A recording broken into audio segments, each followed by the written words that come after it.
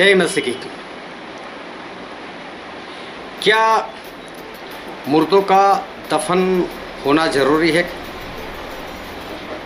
क्या दफन करने से कुछ हो सकता है? क्योंकि इंसान मिट्टी से बना हुआ है। अगर वो मर जाए, उसके बाद अगर उसको जला दो तो भी जो मिट्टी है मिट्टी में मिल जाएगी। अगर उसका दफन करो तो भी मिट्टी वापस मिट्टी में ही मिल जाएगी। फिर परमेश्वर जो न्याय करने वाले हैं वो तो हमारे आत्मा का न्याय करने वाले हैं। और परमेश्वर चाहे किसी को स्वर्ग में डाले चाहे किसी को नरक में डाले, पर उसको जो नया शरीर मिलने वाला है वो तो परमेश्वर चाहे स्वर्ग के लिए चाहे नरक के लिए देने ही वाले। तो फिर दफन करो या जलाओ, क्या होता है उसमें? क्या दफन ही करना चाहिए या जलाना ही चाहिए, या दोनों में से जो हो सकता है करे? बाइबल में क्या बताया गया है और बाइबल में परमेश्वर क्या कहना चाहते हैं? हम बाइबल से एक वचन पढ़ते हैं जो है पहला कुरिन्थी उसका 15 अध्याय और 40 से लेकर 44 तक। यहाँ पर ऐसा लिखा है, स्वर्गीय देह है और पार्थिव देह भी है, परंतु स्वर्गीय देहों का तेज और है और पार्थिव देह का और। सूर्य का तेज और है और चांद का तेज और है और तारागणों का तेज और है, क्योंकि एक तारे से दूसरे तारे का तेज में अंतर है।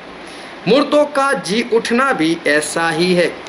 मुर्दों का जी उठना भी ऐसा ही है, ऐसा लिखा है। मुर्दों का जी उठना, कयामत, पुनरुत्थान ऐसा ही है। कैसा? शरीर नाशमान दशा में बोया जाता है और अविनाशी रूप में जी उठता है। वह अनादर के साथ बोया जाता है और तेज के साथ जी उठता है। निर्बलता के साथ बोया जाता है और सामर्थ्य के साथ जी उठता है।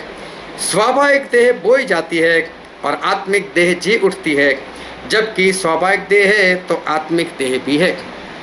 यहाँ बार बार एक बात लिखी हुई कि देह को बोया जाता है।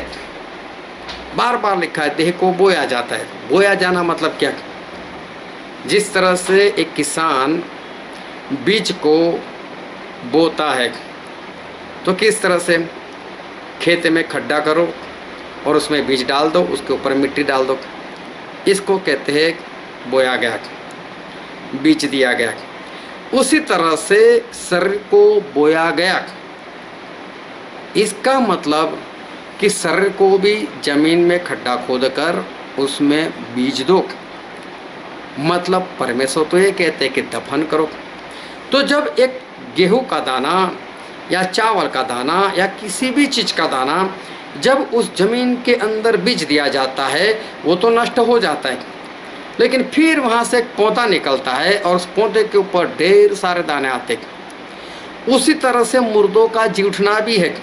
ये हमारा जो शरीर है, ये जो लहू और मांस का बना हुआ शरीर है, वो खत्म हो जाता है, मर जाता है, उसमें से आत्मा निकल जाता है और तब उसको दफन करना मतलब बीज दिया जाता है। अगर इसको बीजोगे नहीं तो स्वर्ग जाने के लिए स्वर्गीय शरीर बनेगा कैसे? अगर आप दाने को खेत में बीजते ही नहीं तो दूसरा दाना आएगा कहाँ से? अगर स्वर्ग में जाने के लिए नया शरीर चाहिए तो दफन होना इज मस्ट, जरूरी ही है। उसके बिना स्वर्ग जाने के लिए आप कभी भी उठ नहीं सकते। लेकिन कई लोगों का मानना ऐसा है कि परमेश्वर हमारे आत्मा का न्याय करने वाले, वो सर्वशक्तिमान है, चाहे जला दो तो भी वो इतने सर्वशक्तिमान है कि हमारे शरीर को उठा सकते हैं। हाँ, परमेश्वर सर्वशक्तिमान है, लेकिन अपने उसूल के पक्के है। वो अपने कानून के अनुसार, अपने वचन के अनुसार ही काम करते। तो लोग ऐसा समझते कि चाहे उनको आग में जला दो तो भी आखिरी दिन उठाए जाएंगे। हाँ, मैं भी मानता हूँ ये सच बात है, उठाए जाएंगे। लेकिन कब और किस तरह से। तो मैं एक वचन पढ़ता हूँ जो है प्रकाशित वाक्य उसका 20 अध्याय और उसका 4, 5 और 6 वचन। यहाँ पर ऐसा लिखा है, फिर मैंने सिंहासन देखे और उन पर लोग बैठ गए और उनको न्याय करने का अधिकार दिया गया, और उनकी आत्माओं को भी देखा जिनके सिर यीशु की गवाही देने और परमेश्वर के वचन के कारण काटे गए थे, और जिन्होंने न उस पशु की और न उसकी मूर्त की पूजा की थी, न उसकी छाप अपने माथे और हाथों पर ली थी। वे जीवित होकर मसीह के साथ 1000 वर्ष तक राज करते रहे।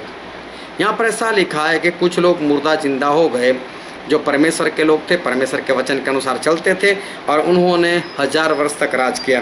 फिर आगे लिखा है 5वें वचन में, और जब तक ये 1000 वर्ष पूरे न हुए तब तक शेष मरे हुए न जी उठे। इसका मतलब सारे लोग मर गए थे, लेकिन उनमें से कुछ लोग ही जिंदा हो गए और उन्होंने 1000 वर्ष प्रभु के साथ राज किया, और बाकी के जो मुर्दा थे वो लोग जिंदा न हुए।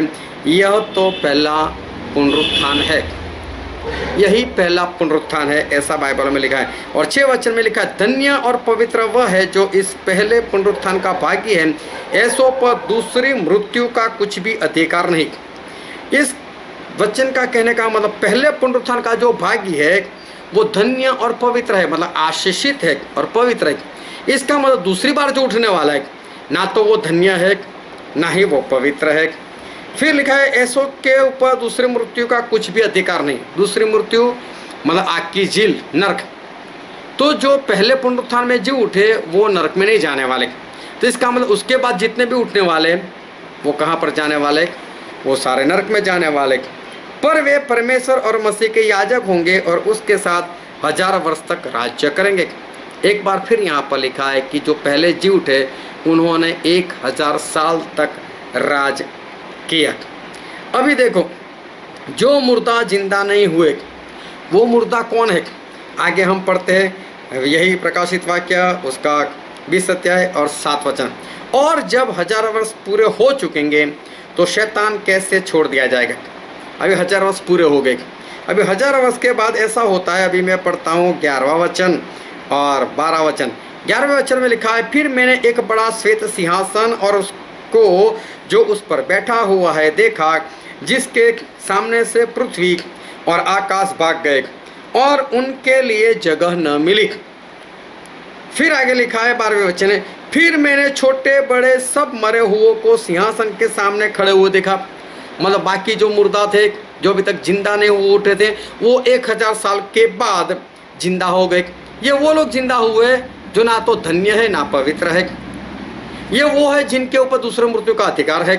ये तो दूसरे मृत्यु मतलब आग की जेल में जाने वाले ऐसे लोग भी खड़े हो गए। और पुस्तकें खोली गई और फिर एक और पुस्तक खोली गई और फिर अर्थात जीवन की पुस्तक, और जैसे उन पुस्तकों में लिखा हुआ था उनके कामों के अनुसार मरे हुओं का न्याय किया गया। जैसे उसमें लिखा था उसी तरह से उनका न्याय किया गया।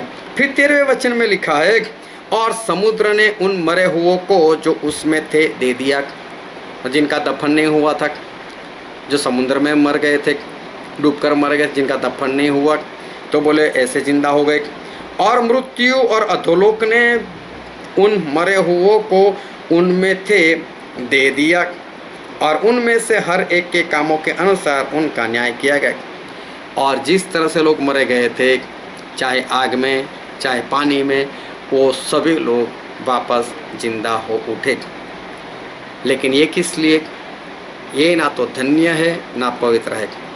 लेकिन जिन लोगों का दफन किया गया था वो लोग तो अच्छी तरह से जी उठे और उन्होंने 1000 साल तक राज किया। अभी ये लोग जिंदा भी हो गए, लेकिन फ़ायदा क्या, ये तो 1000 साल के बाद जिंदा हुए, ये तो नरक में जाने के लिए जिंदा हुए, तो इनका जिंदा होने का फ़ायदा क्या।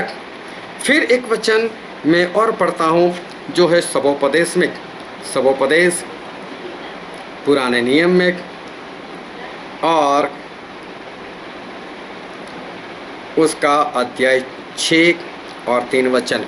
यहाँ पर ऐसा लिखा है, यदि किसी पुरुष के 100 पुत्र हो, मतलब बहुत ही आशीषित हो, 100 बच्चे हो गए हो और वह बहुत वर्ष तक जीवित रहे, मतलब लंबी आयु भी उसको मिले और उसकी आयु बढ़ जाए, उससे भी आगे जीवन जीता रहे, तो उसका न उसका प्राण प्रसन्न रहे, मैं उसको आनंद ना हो, और न उसका दफन हो, तो मैं कहता हूँ कि ऐसे मनुष्य से अधूरे समय का जन्मा हुआ बच्चा उत्तम है।